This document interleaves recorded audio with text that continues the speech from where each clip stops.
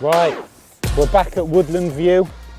Now, after having such a great session here a couple of weeks ago, fishing short with hard pellets and shallow with maggots, I thought it'd only be right to come back and do a bit of margin fishing.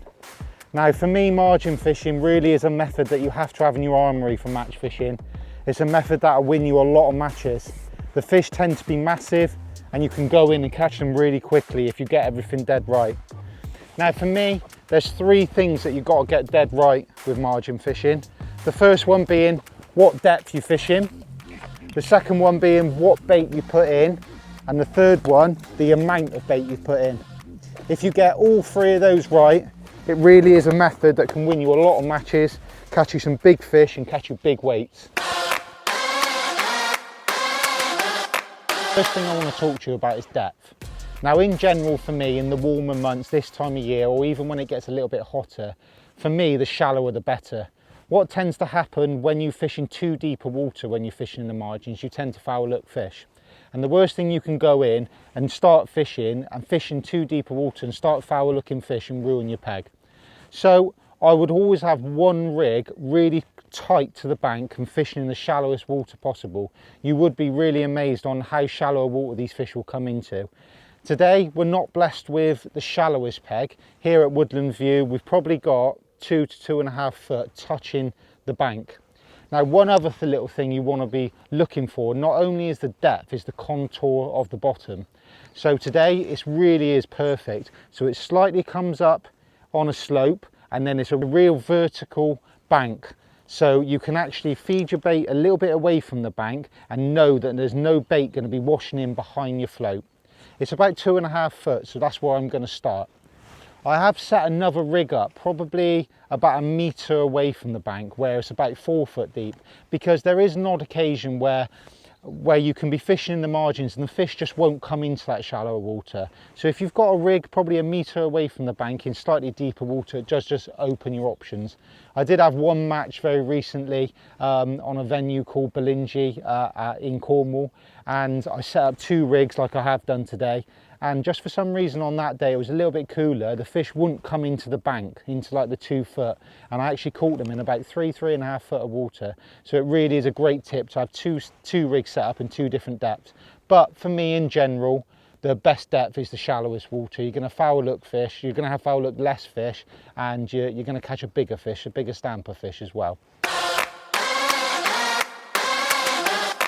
Right, rigs for fishing in the margins.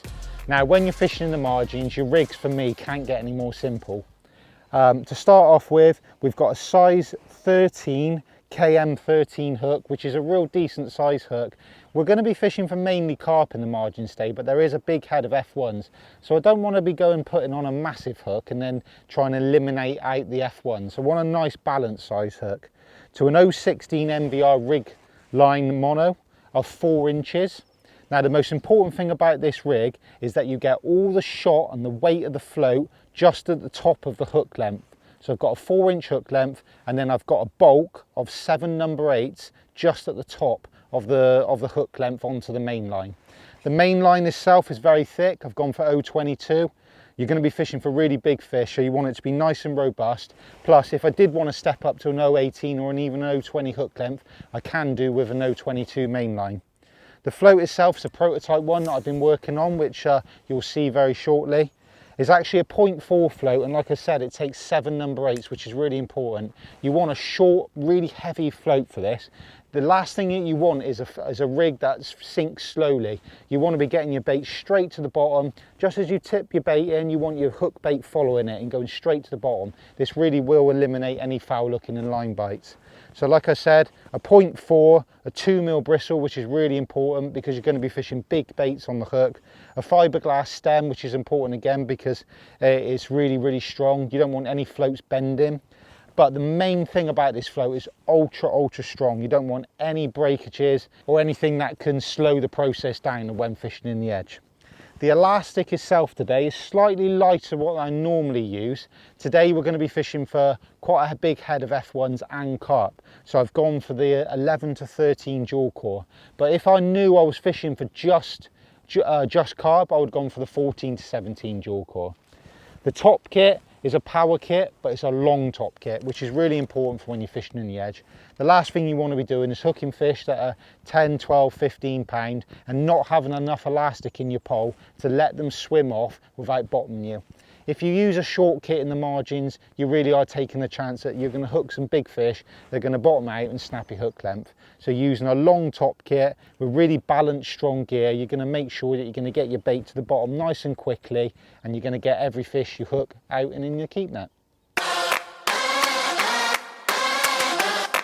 Right, the last thing I want to talk to you about is the amount of bait that you're putting in when you're fishing in the margins. Now for me, this is the most important thing. If you can get the right amount of bait in your peg, it really is incredible on how fast you can catch. When you get it dead right, you won't get many line bites, you won't get many false indications, you won't get many foul lookers. What you'll be in a situation where you put your float in, you won't get many indications, and then all of a sudden you'll get a really fast bite and every fish will be hooked in the mouth. So there's 4 pots that I use when fishing in the margins. I've got 4 different size of pots. I've got 3 that will fit on the end of my pot, and then I've got 1 that fits onto my potting kit. Now, I've been doing quite a bit of margin fishing recently in my matches, and the amount of bait that you put in initially into your peg is really important, because if you don't put quite enough bait in to get the fish in initially, you won't get yourself into a situation where you can have a really good run. I.e. again, if you put too much bait in, you get yourself into a situation where you might have too many fish in your peg and all you do is foul hook. Now a great way of starting a margin peg is to start off with 2 potfuls, which is about 600 ml of bait. So today what I'll be doing, if this was a match circumstance, I'll be fishing long, fishing shallow, fishing short like I did last time, and then I'll be starting my peg off with a pot of micros and a pot of dead maggots, which is 600 ml of bait. That really is a great amount of bait to get the fish into your peg so you can start catching them. And then all you've got to do after that, after you've got your fish into your peg, is choose what pot you use on the end of your pole to keep the fish coming into your peg, but make sure you're not foul looking, make sure you're not getting any line bites. So then I've got 3 different size of pots.